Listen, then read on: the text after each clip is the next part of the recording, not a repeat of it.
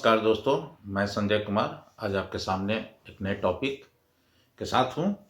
आज का मेरा टॉपिक है कि महाभारत और पुराण काल के जो ब्राह्मण हैं और उपनिषद या वेदांत के जो ब्राह्मण, ये दोनों क्या भिन्न हैं? जो ब्राह्मणों की परिभाषाएं हैं इन दोनों में दी गई है, वे क्या अलग हैं?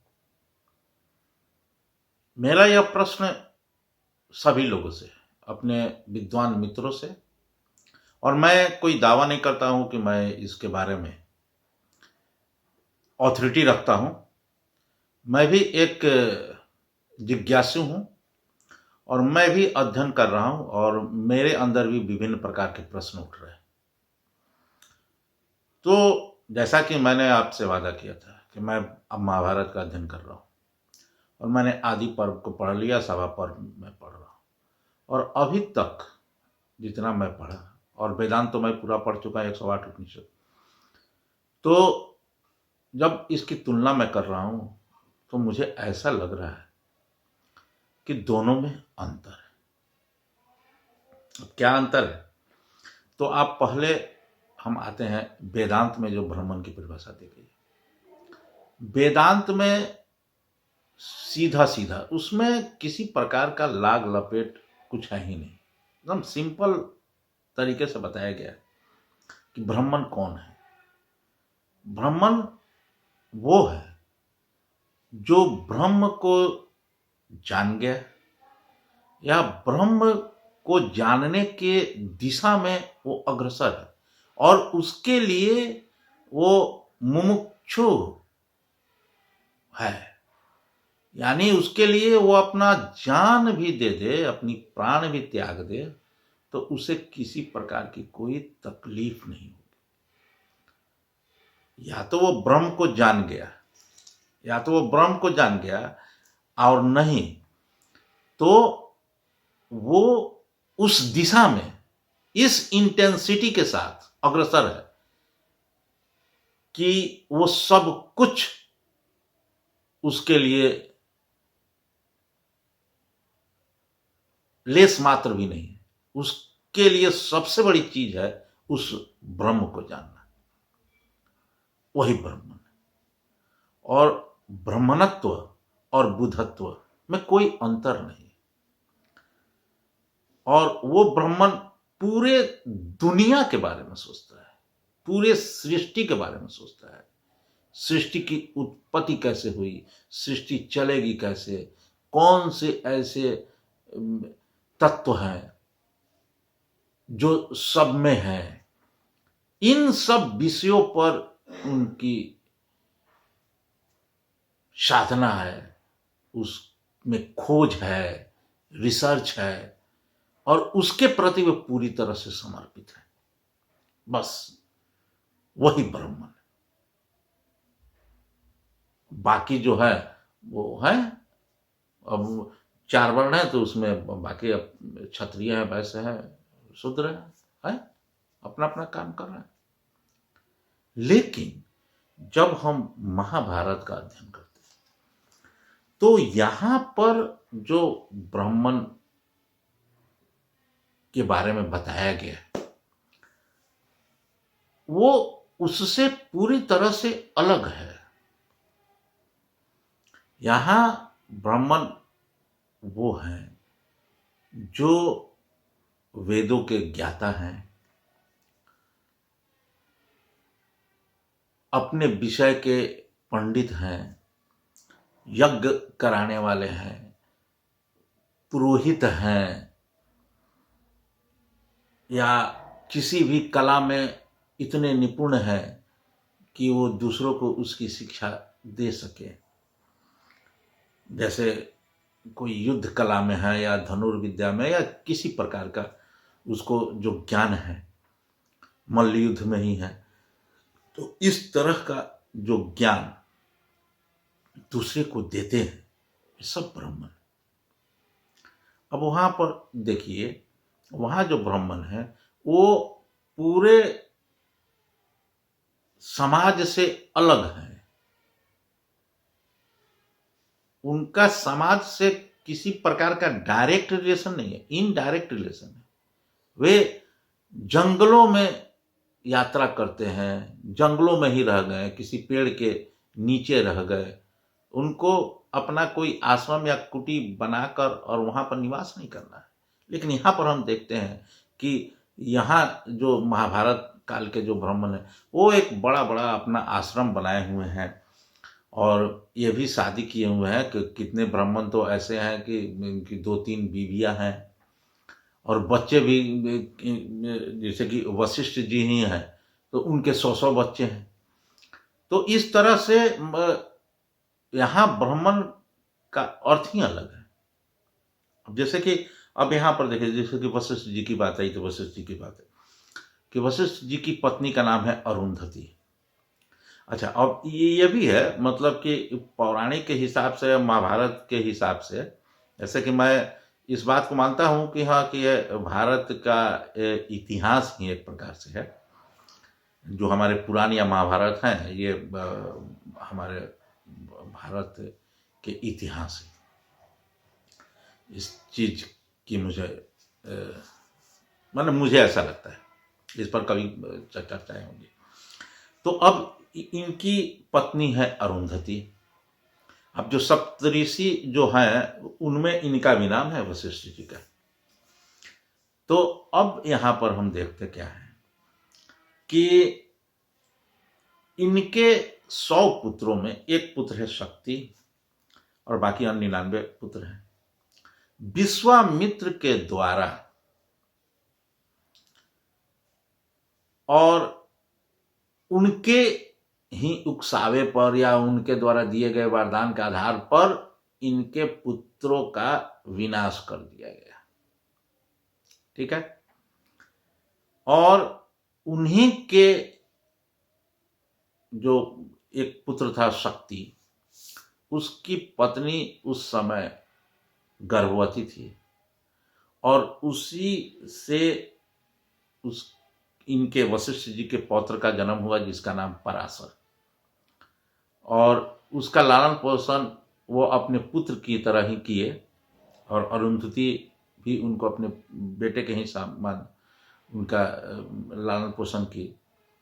तो ऐसे माना जाता है कि भाई कि वो पराशर मुनि जो है वशिष्ठ जी के ही पुत्र हैं, लेकिन वो पुत्र नहीं है, वो पौत्र है। तो अब आप यहाँ क्या देखते हैं कि भाई कि ये तो अच्छा, विश्वामित्र जी जो हैं, तो अब यहाँ पर अब एक देखिए कि किस तरह से दुविधा आ रही है कि ये क्षत्रिय वर्ण से है और एक राजा थे, और इनसे जो है वशिष्ठ जी के आश्रम में जब गए और देख रहे हैं कि भाई कि इनके हजारों हजार सैनिकों को इन्होंने भोजन करा दिया, जो कामधेनु की बेटी थी नंदिनी, जो वशिष्ठ जी के आश्रम में रहती थी, उसके सहयोग से। और उसके बाद विश्वामित्र जी जो है वो इसकी मांग की है कि भाई कि नंदिनी हमको दे दीजिए। इन्होंने इनकार किया, और इसमें युद्ध हुआ, और विश्वामित्र जी हार गए। बाद में इन्होंने तपस्या किया, और ये भी ऋषि कहलाए, ये भी ब्राह्मण हो गए, ब्रह्मर्षि हो गए। तो अब यहाँ पर देखें कि अब ये एक अलग कहानी है कि हाँ भाई कि ये लोग युद्ध कर रहे हैं। तो अब हम यहाँ पर क्या देख रहे हैं? यहाँ देख रहे हैं कि एक ब्राह्मण दूसरे ब्राह्मण से लड़ रहा है। तो फिर जो वेदांत या उपनिषद के जो ब्राह्मण की परिभाषा दी गई है, उससे तो ये एकदम मेल ही नहीं खाते। ये तो एक प्रकार का ये वर्ण नहीं होकर यह एक जातिगत व्यवस्था ही है। फिर दूसरी जगह आप बोल रहे हैं कि विश्वामित्र ब्राह्मण बन गए। अरे भाई, तो ठीक है, ये ब्राह्मण बन गए, तो ये तो बात समझ में आ गई कि ये ब्राह्मण बन गए, लेकिन जो ब्राह्मण है वो क्या कर रहे हैं भाई? ये तो आप एक प्रकार से सब कुछ जानते हुए भी आप जो है इस संसार में कि जो समस्याएं हैं उससे आप भी ग्रसित हैं। अब जैसे कि इनके 100 पुत्रों का जब वध कर दिया गया तो ये बहुत दुखी हुए, ऐसा महाभारत में ही है। इसमें इनकी कहानी में ये दिया हुआ है कि बहुत से व्याकुल थे, सोचे कि भाई कि हम अपना प्राण त्याग दें, और इसके लिए इन्होंने बहुत प्रयास किया। आग में कूदे, पहाड़ पर से नीचे कूदे कि उसमें मर जाए, लेकिन ये आत्महत्या करने का इन्होंने बहुत सारा प्रयास किया, लेकिन ये मरे नहीं।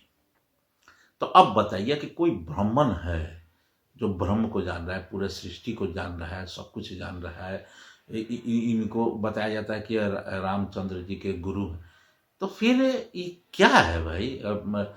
फिर आत्महत्या करने का जरूरत क्या है?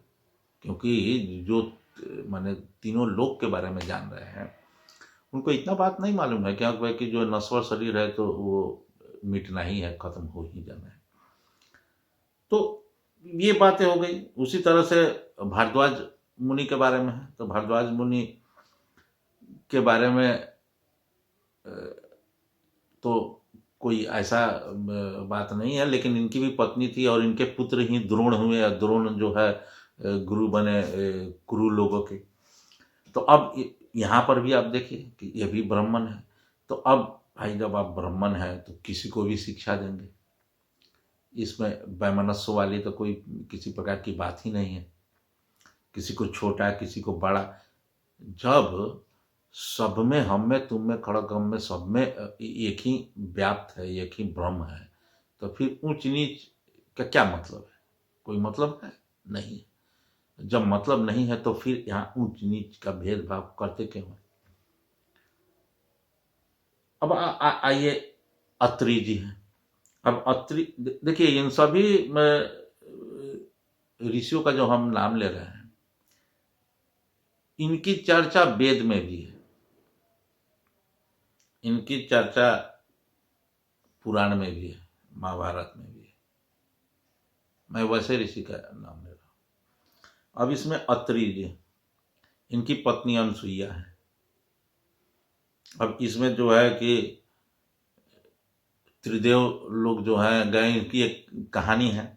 अब इसमें मेरा बताने का उद्देश्य सिर्फ इतना ही है कि इन्हीं के पुत्र हैं दुर्वासा, जिनको कहा जाता है कि यहाँ के महादेव जी यानी शंकर जी के ही एक रूप है।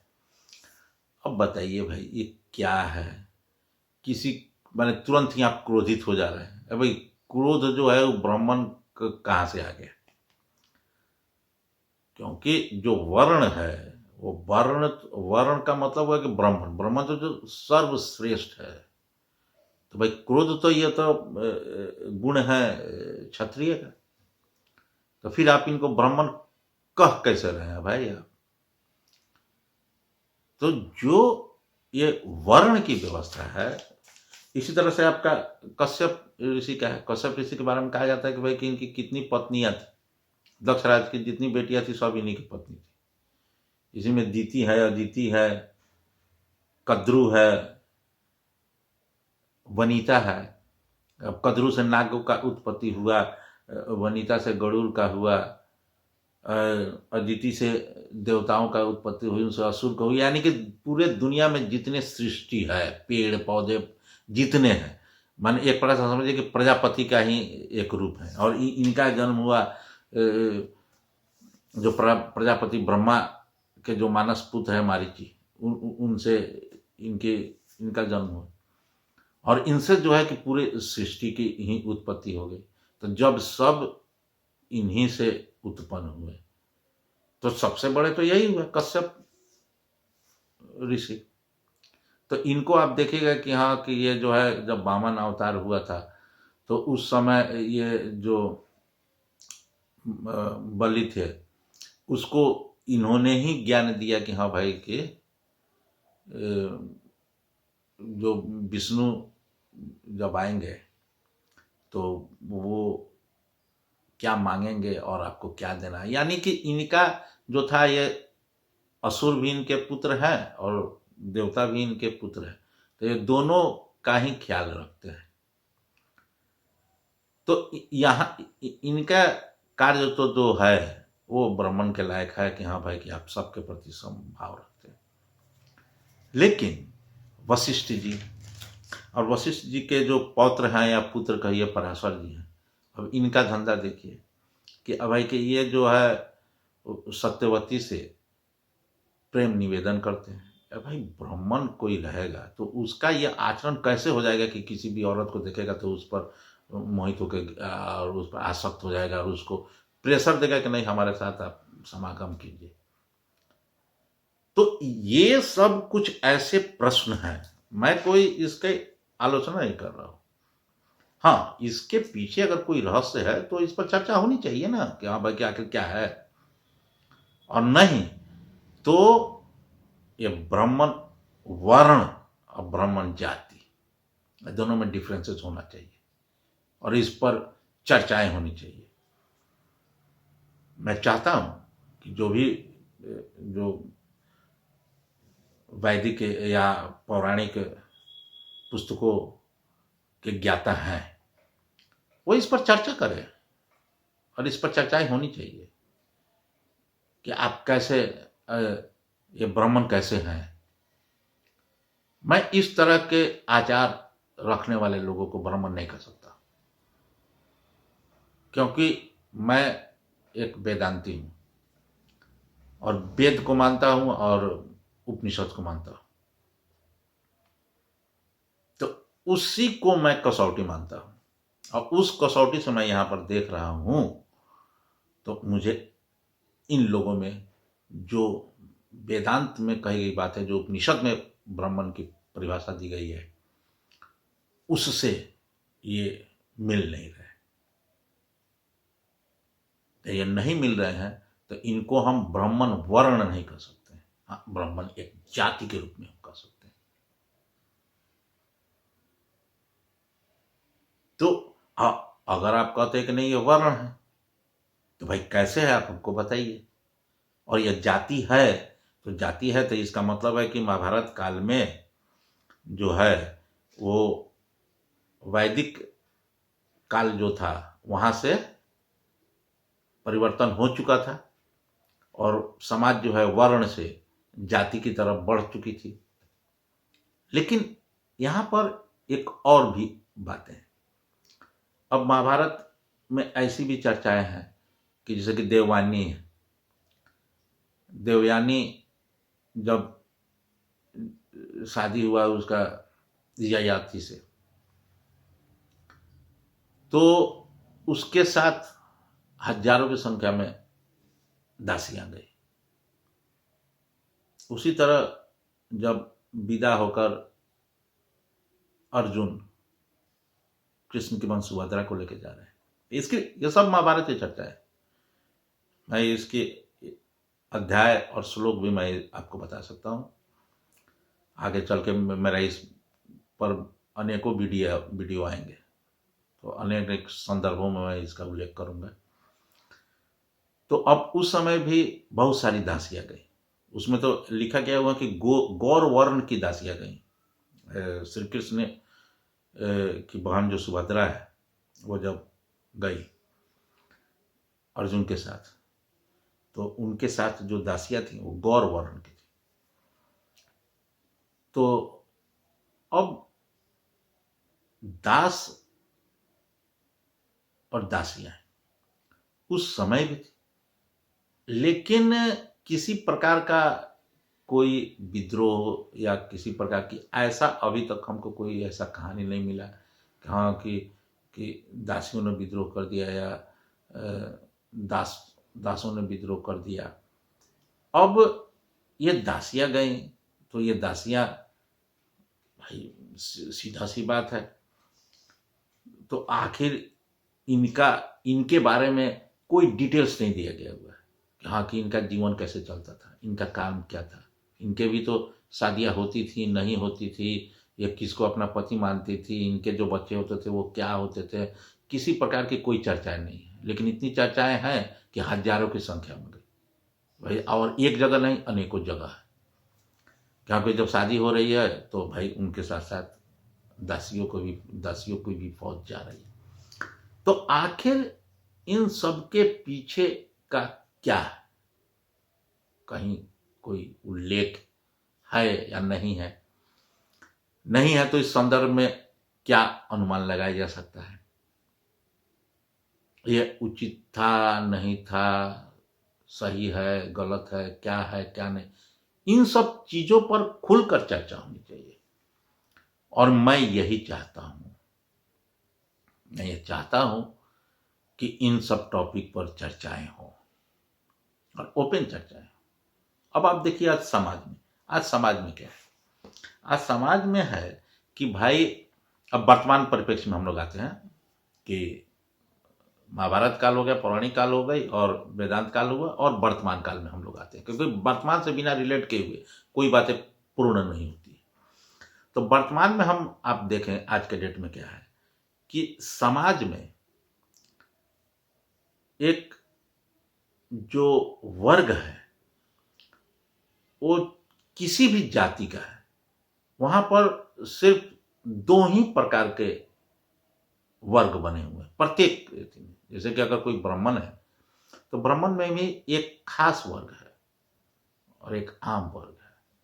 खास जो है वो अपनी सत्ता को स्थापित करने के लिए ये जातिवाचक शब्दों का इस्तेमाल कर रहा है और जाति के आधार पर अपने समाज के लोगों को इकट्ठा कर रहा है और उसके द्वारा समाज में विद्वेष पैदा करके, वोटों को पोलराइज करके और अपने आप को एक खास के रूप में सामने प्रस्तुत कर रहा है हर एक जाति में। जैसे कोई यादव का है या कोई अनुसूचित जाति का है, कोई पासवान है, कोई राम है, कोई जाटव है, कोई कुर्मी है, कोई कुशवाहा है, उसमें हर एक जाति में, हर एक वर्ग में कुछ खास लोग हो गए और उनका उद्देश्य इस जातीय भेदभाव को खत्म करने से नहीं, इसको और बरकरार रखने में, और इसमें हर एक जाति के लोग के जो खास लोग हैं वो इसको हवा दे रहे हैं और इसको बढ़ा रहे हैं। मेरा यहाँ प्रश्न है अपने सभी बुद्धिजीवी मित्रों से, भाई बंधुओं से, कि अगर जाति व्यवस्था सही है तो क्यों,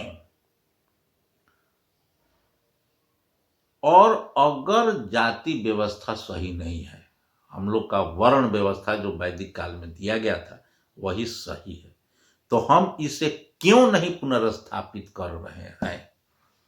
और इसको पुनर्स्थापित करने में सबसे बड़ी भूमिका जो समाज में आगे है, यानी कि अपने को आगे समझ रहे हैं। जैसे कि मान लीजिए कि हिंदू समाज में आकर ब्राह्मण है, आप कह रहे हैं कि हम आगे, तो आप ही आगे आइए ना, आइए आप बताइए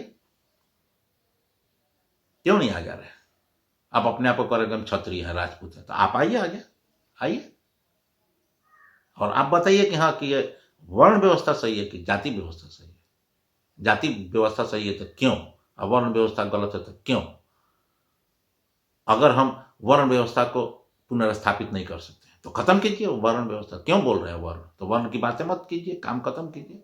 अब आइए जाति पर, तो जाति पर आया तो क्या यह जाति की व्यवस्था सही है? अब इस पर चर्चा कीजिए, अगर सही है तो बताइए, तो इसी पर रहिए, और अगर गलत है तो खत्म कीजिए। खत्म करने के लिए आप कौन सा प्रयास कर रहे हैं, क्या कर रहे हैं इस दिशा में? आप गोत्र के रूप में बताकर, समझाकर, ये सब चीजें आज के डेट में नहीं समझा सकते हैं। बताया जाता है कि हाँ कि गोत्र में नहीं शादी किया जाता है जिससे कि जेनेटिक और डीएनए में गड़बड़ी पैदा हो जाती है। आप बताइए ना, यहाँ पर जितने पिछड़ी जाति के लोग हैं, चाहे अनुसूचित जाति के लोग हैं, उसमें से 99% का शादी तो अपने ही सेम गोत्र में ही होता है। वो सिर्फ ब्राह्मण क्षत्रिय जो लोग हैं, चाहे भूमिहार हैं, जो उच्च वर्ण के लोग हैं, उन्हीं का अपने गोत्र में शादी नहीं होता है। बाकी नीचे की जितनी जातियां हैं सब में तो अपने एक गोत्र में शादी हो रही है। तो आपके इस बात को कैसे मान लिया जाए कि हाँ भाई कि नहीं, कि भाई कि हाँ कि ये गोत्र व्यवस्था है। गोत्र व्यवस्था है तो उसको आप कितना बचा के रखे हुए हैं। कहाँ घर में जो भी आज के डेट में बाहर में जितनी बच्चे पढ़ रहे हैं वो सब आज के डेट में लव मैरिज कर रहे हैं। तो फिर गोत्र को लेकर और इस जाति को व्यवस्था को बनाकर रखने का क्या मतलब है? कोई मतलब नहीं। अगर जाति व्यवस्था गलत है तो इसे खत्म होनी चाहिए, और अगर सही है तो इसके तर्क मिलना चाहिए कि हाँ कि कैसे सही है, और सही है तो इसको पूरी तरह से लागू कीजिए।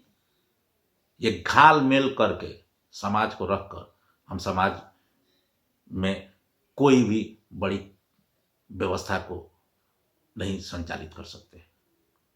और इसी तरह से हर एक जाति के कुछ खास लोग पूरे हिंदू समाज को, पूरे सनातन समाज को एक दूसरे के साथ लड़ाते रहेंगे और अपनी सत्ता का उपभोग करते रहेंगे। इसमें हर एक जाति के जो भी खास वर्ग के जो लोग हैं उनकी निहित स्वार्थ है, और इसी स्वार्थ को हमें आपको समझना है। मैं महाभारत का अध्ययन कर रहा हूं, और लगेगा, और इसी संदर्भ में मैं हमेशा आपसे मिलता रहूंगा। कुछ कुछ टॉपिक हमारे दिमाग में आते रहेंगे, और इसको वर्तमान परिप्रेक्ष्य में विचार करते हुए हम अपनी भावनाओं को आपके साथ रखेंगे। मैं चाहूँगा कि मेरे जो भी मित्र हैं, जो भी मेरे बंधु बांधव हैं, अगर मेरी बातों पर उनको लग रहा है कि हाँ कि इसमें कुछ दम है, तो वो अपनी बातों को भी रखें, शेयर करें। हम चाहेंगे कि हाँ कि आने वाले समय में कुछ ऐसे विद्वान हमको मिले तो लाइव हम लोग परिचर्चा करने के लिए हम तैयार हैं, एक पॉडकास्ट की तरह। आप हमसे प्रश्न करें, हम आपसे प्रश्न करते हैं, और इस पर चर्चाएं होनी चाहिए। इसमें कोई गलती नहीं है। मैं नहीं कह रहा हूं कि नहीं कि मैं पूरे वेदों का ज्ञाता हूं और पूरे उपनिषदों का ज्ञाता हूं। मैं भी एक विद्यार्थी हूं, मैं भी सीख रहा हूं, मेरे अंदर भी ये सब बातें आ रही। तो मैं चाह रहा हूं कि वैसे विद्वान मिले जिनसे मैं कुछ ग्रहण करूं, और मेरे विचार को कोई सुधार दे तो और मैं उनका स्वागत करता हूं। चलिए मित्रों, मेरा ये जो चैनल है सोल्जर ऑफ ट्रूथ, इस चैनल को अगर आप सब्सक्राइब नहीं किए हैं तो आप सब्सक्राइब करें। मेरे वीडियो अगर ठीक लग रहे हैं तो इसे लाइक करें, शेयर करें, और मिलते हैं फिर हम अगले वीडियो में। नमस्कार।